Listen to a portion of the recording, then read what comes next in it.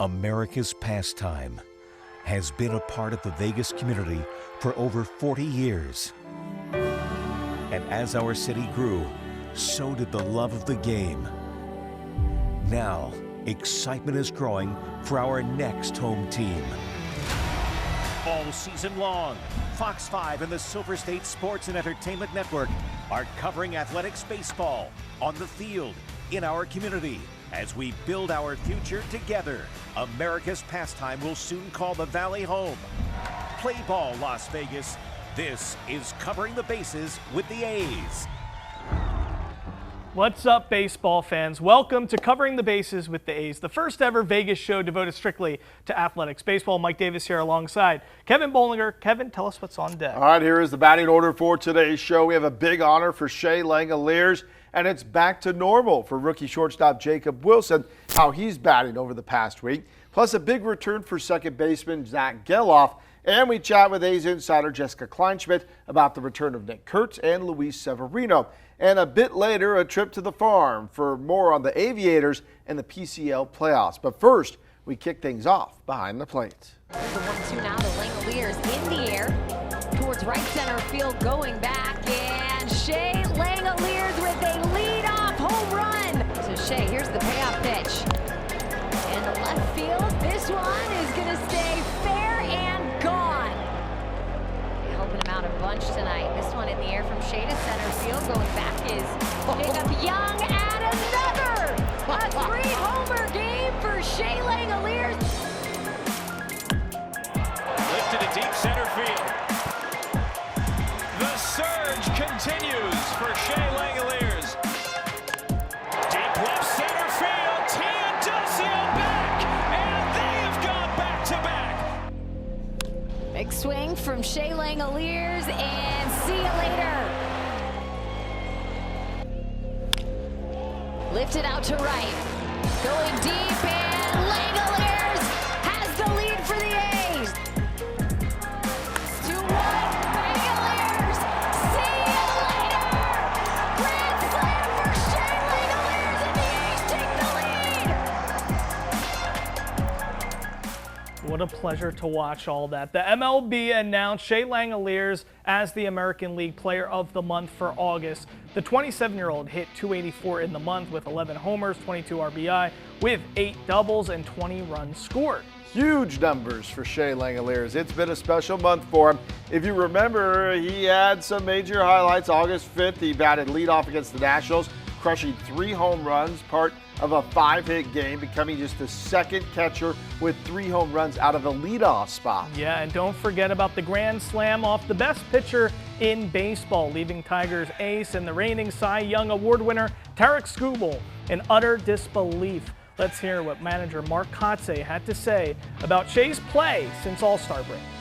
There's only one guy that's having a better season than Shea right now, and that's Cal Raleigh, in my opinion. I mean, Shea's done everything, to put himself, in my opinion, and I hope DeRosa watches this, but in the WBC conversation, really, to make that roster. This kid is, he's continuing to get better and better. Like we said, that the year's not over. There's not a mechanical adjustment. Shea's just gaining confidence in every day, and that he has this ability to really impact the game. Langeliers is doing what most expected or hoped for as the 9th overall selection in the 2019 draft. So, Kevin, it does feel, though, like Langeliers is finally reaching that potential at the plate. That's what the A's saw when they initially traded for him back in 2022 with the Braves. So does Shea have even another gear you think he can reach, and how important is he for the team's success moving forward? Well, I think he does have another gear, and more important than that is to have consistency in what he's been doing.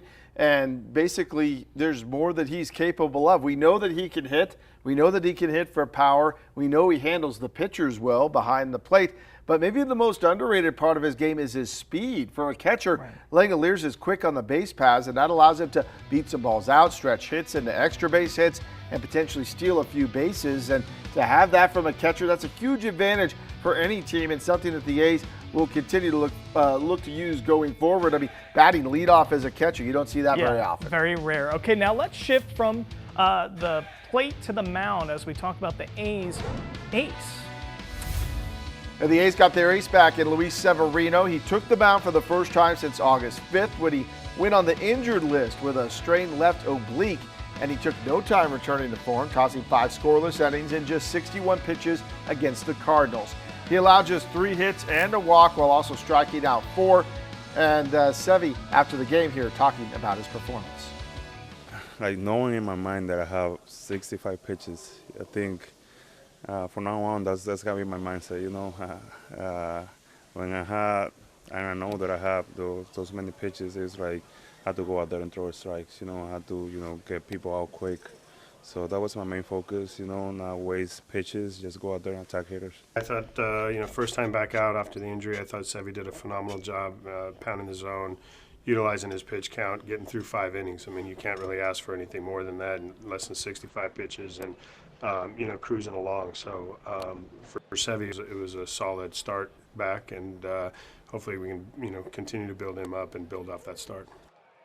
Now, Severino is a guy that many thought would be traded at the deadline, but the A's ace is still with the team, and now he's back from injury. So remember, he signed a 3-year, $67 million deal in December. It was the largest deal in A's history. So do you think Severino can return to that form, become the ace that the A's paid him to be? Well, that's certainly the hope. And remember, Severino has struggled at home this season and has not really pitched that well in West Sacramento. On the road, he's been much better. 5-2 with a 2.94 ERA, but at home, he's 1-9 with a 6.34 ERA.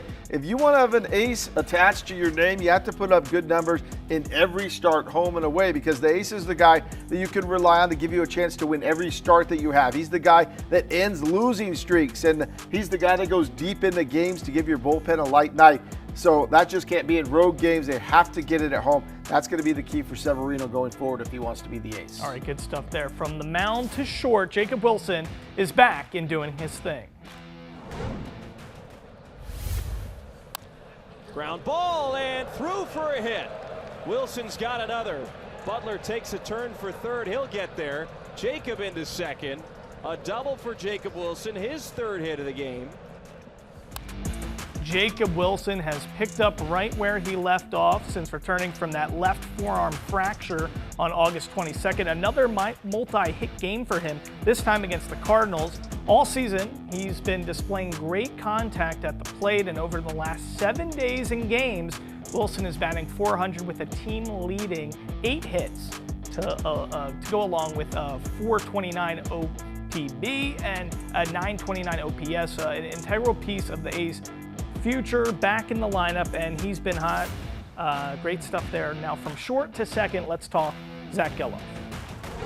Yeah, bolstering the middle of the infield, second baseman Zack Gelof back with the A's, recalled from AAA Las Vegas on August 25th. He's made the huge splash in that series finale against Detroit, going 2 for 4 with a home run and a double, driving in 4 to help clinch that sweep of the Tigers. But he also added an incredible leaping catch at second base to rob a knock there, and here's Gelof following his big league return. It felt great.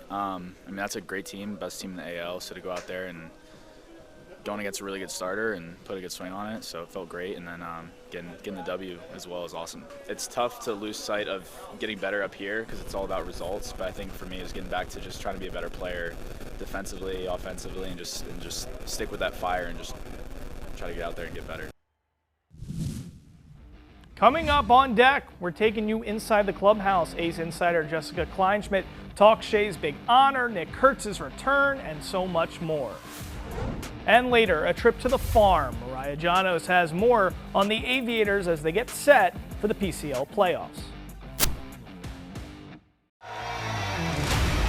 You're watching Covering the Bases with the A's. All right, now we're joined by A's insider Jessica Kleinschmidt. Jessica, great to see you. So let's talk with this big news with Shea Langeliers, AL Player of the Month. He continues his hot streak, and the good news just keeps rolling for this guy. Tell us about this big honor. Yeah, and I think for Shea, it's well deserved. And if there was an MVP award for the second half, that would definitely be all his. And here's the thing, we always knew he had that raw power, especially scouting reports coming over in that Olsen trade. And for him, being able to not only hone in on those skills, but make it more consistent was something that we were just kind of waiting for. And it certainly showed. And Mark Kotze, A's manager, said he might even be better than Sean Murphy. And that's a pretty impressive compliment right there. But when it comes to Shea, he's a guy, he just wants to be a servant to the pitcher. He cares more about the defense and making sure that the pitcher's taking care of those game plannings also together. But for him, coming off of the All-Star break, nobody's better as far as making contact with the ball. And that's not just homers. Of course, he's making contact as far as getting extra base hits and just getting on base, which is the perfect guy to be in that lineup. And 1 through 9, they're all hitting the ball well. So you can also tell when he's not in the lineup, it's not a big change just because the A's are being so successful. But when he was out on the IL and he wasn't in the clubhouse, it did make an impact. So it's not only great to have him back, but good to see him get that honor that's very well deserved. Okay, yeah, and let's talk about 2 big returns. We got Nick Kurtz and Severino, the ace. So tell us, these 2 guys coming back, of course, Nick Kurtz, we know what he's done this season, but having both of them back in the fold, what is that going to mean for this team? It's great. And, Nick Kurtz, the thing that I was really impressed with was honestly seeing how bummed he was to be out of the lineup and hopefully not too long. But it was really good to see how much he genuinely loves this sport and loves helping out his team. And, just to see how he can handle the IL. Of course, it wasn't his first stint, but just to see how he was able to, well, not technically the IL, but to be out for a little bit. And for him, also just to be a true teammate and for him to show off what he can do right off the IL. And that's always been really impressive, especially for some of these younger guys. And not having him in the lineup is certainly going to be impactful, especially for the opposing teams, because they don't mind skipping out on a bat like that. But yeah, he returned and made some noise once again, and same with Severino. Now, Severino is kind of interesting because you're a veteran pitcher, and you're just going to pay attention to his body and making sure that he's feeling good. He was on a bit of a limited pitch count with those 65 pitches, but rightfully so. That's more of a precautionary thing. And to be that guy that the team went out and paid all that money for, being the #1 guy in the rotation, opening day starter, and of course the veteran day presence is certainly going to make an impact. And he felt good attacking the zone, and I know he was very much happy to be back in that rotation. All right, some great insider insight there. She's the best. Jessica Kleinschmidt, thanks so much, Jess. Thanks for having me. We are just 3 weeks out from the AAA postseason, where a 4-team playoff will take place at Las Vegas Ballpark, featuring the first half and second half champs of the Pacific Coast League and the International League. The Aviators locking up that first half championship to clinch. But who will they be facing? Well, there's still plenty of ball left to be played to solidify the other half of the PCL matchup. But if the season were to end today, it would be the Tacoma Rainiers, who have really dominated the second half of the season, whereas Vegas has hit a skid, which manager Fran Reardon has chalked up to the ever-evolving lineup with guys being sent up and down.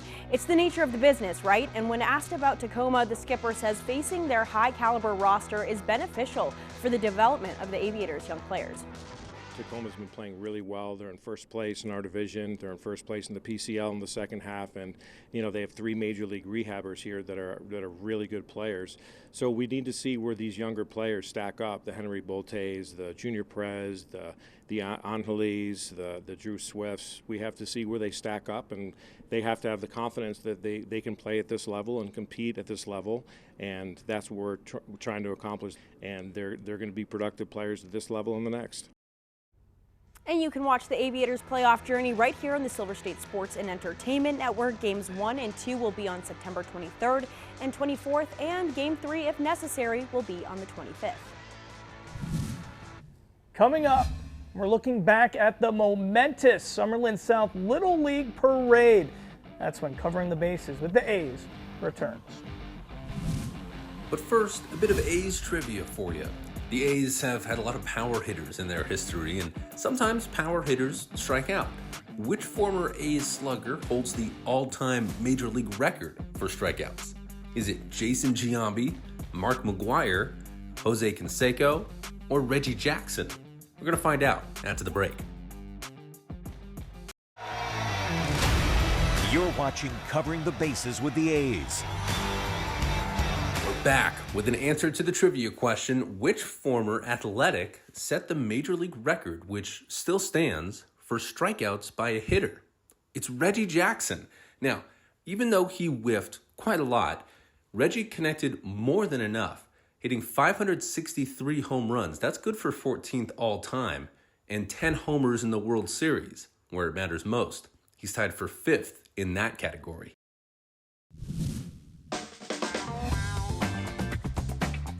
The A's were a hit almost right away after moving to the West Coast, crossing the 100-win mark in 1971, coming within just a few games of the World Series, with 21-year-old phenom Vida Blue putting together a Cy Young and MVP-winning season on the mound. And superstar outfielder Reggie Jackson hitting the baseball all the way out of Tiger Stadium that year in the All-Star game. Still pitched a no-hit, no-run game. There's a long drive. That one is going way up. It is off the roof. The next year, eccentric owner Charlie Finley had an idea. He knew he had a winner, but he wanted the team to have character too. So he promised bonuses to any player who would grow a mustache, and the team responded. Catfish Hunter sprouted a solid stash. He spent the 72 season as one of baseball's top pitchers, but the best mustache on the team belonged to arguably their best pitcher, closer Raleigh Fingers. He sported undoubtedly the most iconic mustache in baseball history. Now, all those players were key in taking the A's back to the playoffs, this time winning the AL Championship Series against Detroit and drawing the Cincinnati Reds, the Big Red Machine, as they were called. It was a back-and-forth series going all the way to Game 7, which the A's won in a nail-biter, 3-2, their first championship on the West Coast, only 5 years after moving to Oakland. And then back to business in 73, with Reggie Jackson winning MVP and leading the team to another World Series. The New York Mets were waiting for them this time, and this one also went 7 games, with the A's winning, and Jackson started to show people why he'd forever be called Mr. October, bringing home the World Series MVP in the World Series repeat. Ladies and gentlemen, I present to you your 2025 Little League World Series United Champions,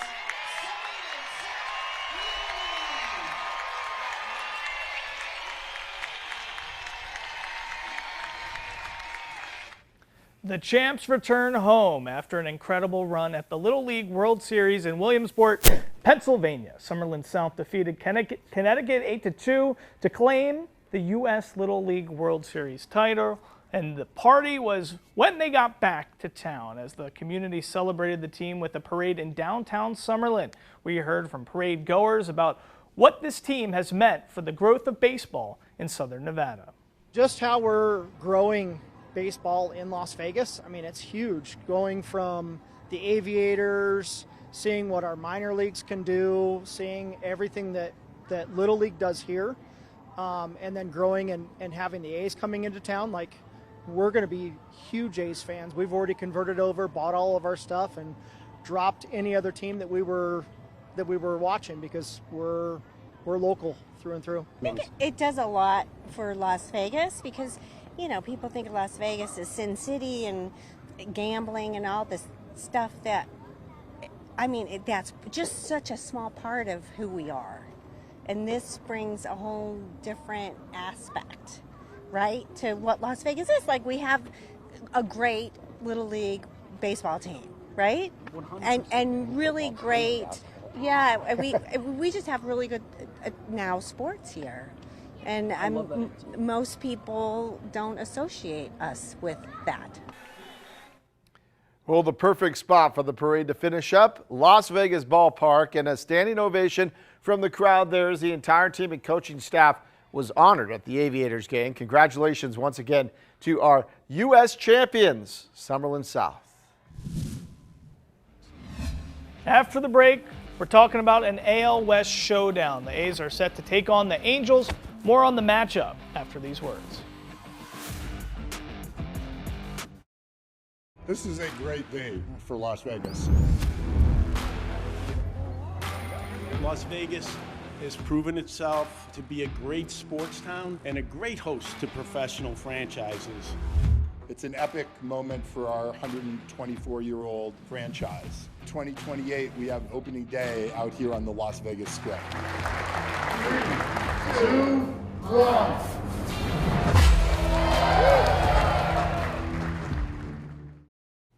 Okay, now we look ahead to an AL West showdown as the A's take on the Angels in a 3-game series. And it's a perfect opportunity for the A's to maybe gain some ground in the division. Yes, as of taping this on Wednesday, the A's sit at last place in the AL West with a record of 64-76. The Angels are 65-73, 10.5 games out of first place. So the A's will travel to Anaheim. The A's will most likely send JT Ginn, Mason Barnett, and Luis Morales to the mound. So Kevin, of course, when you talk about the Angels, though, you need to talk about Mike Trout. He's flirting with history, though, as he's just 2 homers shy of 400 for his career, but he's been a recent scratch from the lineup as he's dealing with a skin infection. So if you travel to Angel Stadium, you might get to witness some history. In your mind, Kevin, where do you think, you've watched a lot of baseball, you know a lot about this sport, where will Trout ultimately go down in history in your book? Well, skin infection is another one to add to the list for the long list of injuries that he's had, right? Great player that could have been legendary probably if the injuries had not sidetracked him. If you really look at his stats, Trout could have broken a lot of records in Major League Baseball, but he spent so much time on the injury list in his career. People of this generation are probably going to remember him for that more than anything else. Now, in later decades, they might just look at the numbers and see the accomplishments that he had. We're going to think of what could have been and look at that through a different scope. The lack of postseason appearances has been something that I know he wants to change. He can't do it alone. They need to get a team that can make the playoffs, but he wants to change that later in his career. And with the Angels' recent history, it's going to be interesting if he's going to have to go to another club, and if another club's willing to take on his contract if he does want to do the postseason. Yeah, maybe Philadelphia as a Philly guy. But yeah, what could have been, he was always, likened to Mickey Mantle, but those injuries really hurt him. Yeah, it's something that for A's fans this week, if he does get in the lineup, he's somebody that you stop what you're doing, look at the TV, because he potentially could do anything at the plate. 100%. All right, well, that's a wrap on this edition of Covering the Bases with the A's. For Kevin Bollinger and the rest of the team, I'm Mike Davis. And thank you for joining us. We're going to see you right back here next week, and let's see how the A's do out on the diamond.